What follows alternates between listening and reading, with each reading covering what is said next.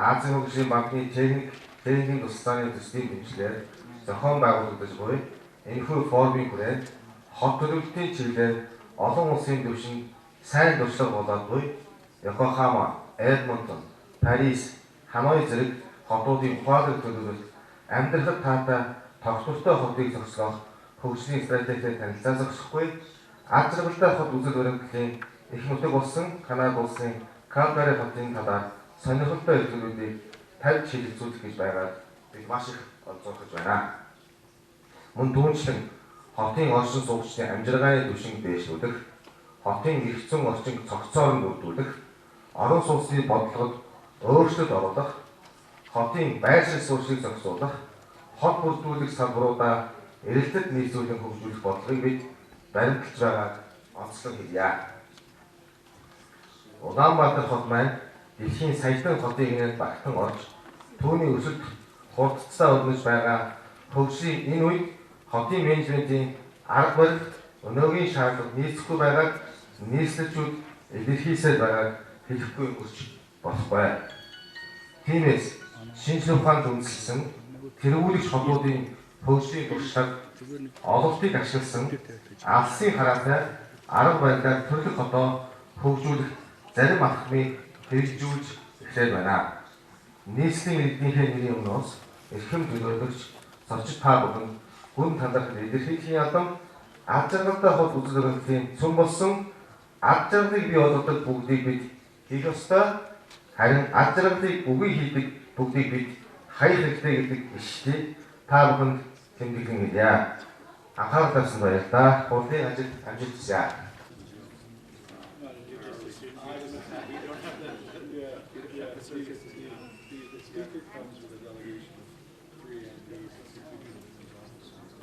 And talking about that, I really want to thank the government of Japan. I can see the Japanese embassy is here because this whole technical assistance and this forum and these activities has been financed by the government of Japan through Japanese Fund for Poverty Reduction.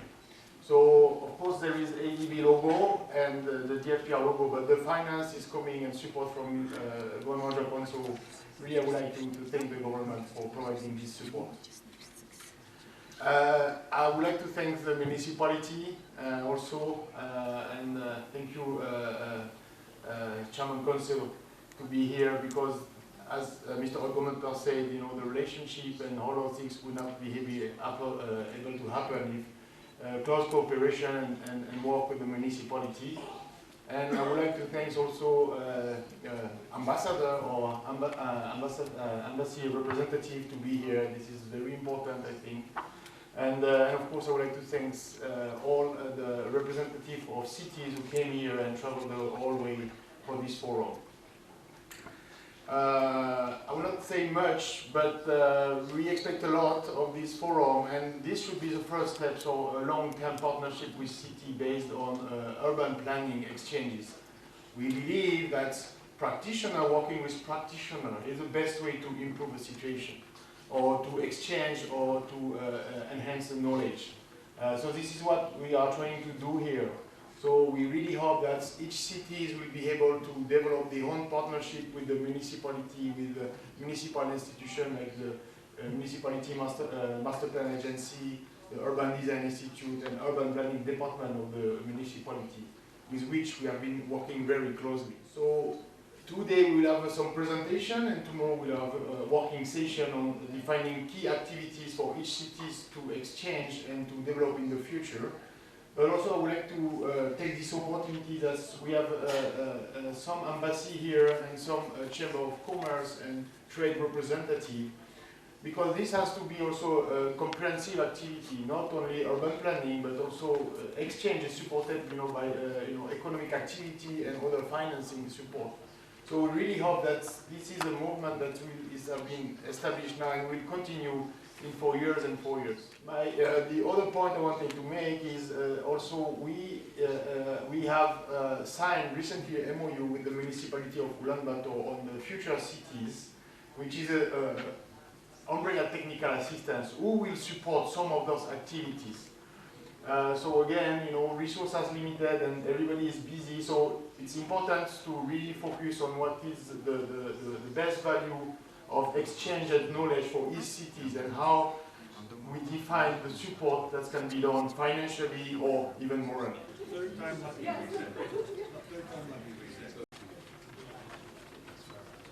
No. Unfortunately, it would be nice to have her close. He's the change. Форумын хүрээнд өнөөдөр Улаанбаатар хотод тулгамдаад байгаа асуудлуудыг өв шаттайгаар нэг бол арилгаж багасгаж цаана бидний одоо намын одоо мөрийн хөтөлбөртөөс ажралтай хот байгуулах тэр үндсэн суурийг их баттай тавих ийм одоо чиглэлээр энэ үйл ажиллагааг явуулж байна. Өнөөдрийн манай форумд бол бас дэлхийн одоо өндөр хөгжилтэй ажралын төвшнгөөрөө бас дэлхийд тэргүүлдэг ийм хотуудын удирдлагуудаас оролцож байгаа төгтгүүд их баяртай байгаа. За яг одоо бас Калгари хот бол бас ажралын төвшинг дэлхийд бол бас тань дээгүүр явж байгаа. За яг энэ хотын төлөвлөлтийг бас бид нэр илүү сонирхож мөн яг өвлийн одоо хот байгаа. Өвлийн хотын төлөвлөлтийг бас бид нэр бас илүү сонирхож байгаа. Цаашдаа үйл ажиллагаанд бас тусахыг гэсэн бодолтой байгаа. Ер нь бол Улаанбаатар хотод өгүүлэх ерөнхийдөө 2020 за мөн чиг хандлага 2030 он чиг хандлагыг бол одоогоос бараг 10 жилийн өмнөөс эхлээд энэ Азийн хөгжлийн банк за мөн JICA Японы одоо хамтын ажиллагааны байгууллагатай бид нар хамтарч шийдсэн. За тэр одоо төсөл байнаас өнгөрсөн жилүүдэд бас нэлээд одоо шин шатнд гарсан байна. Энийг бол бид цаашид улам их одоо өргөжүүлж за мөн одоо яг энэ тулгамдаад байгаа өнөөдөр Улаанбаатар тулгамдаад байгаа энэ олон асуудлуудыг яг зорилтод бүлгүүд болгож шийдэх зүйтэй байна гэж бодож байгаа. За өнөөдөр тулгамж байгаа асуудал бол өнөөдөр Улаанбаатарт ядуур хамгийн их хэлж бид нар бол сая сонгуулийн одоо үйл ажиллагаа өнөөдөр гэр хороолдох ядуурал бол за ер нь бол нийслэлийн хэмжээний орлого ажлын байр багассан энэ асуудал хамгийн нэгдүгээрт байна.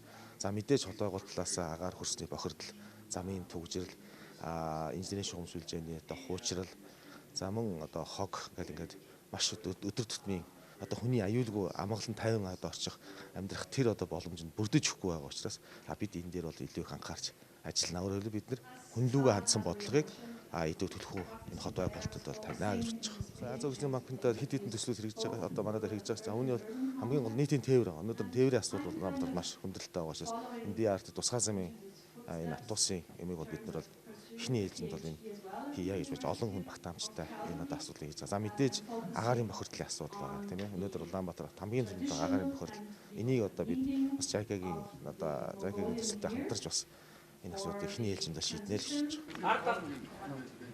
Тэр хоёр гурван хүн бай. Та.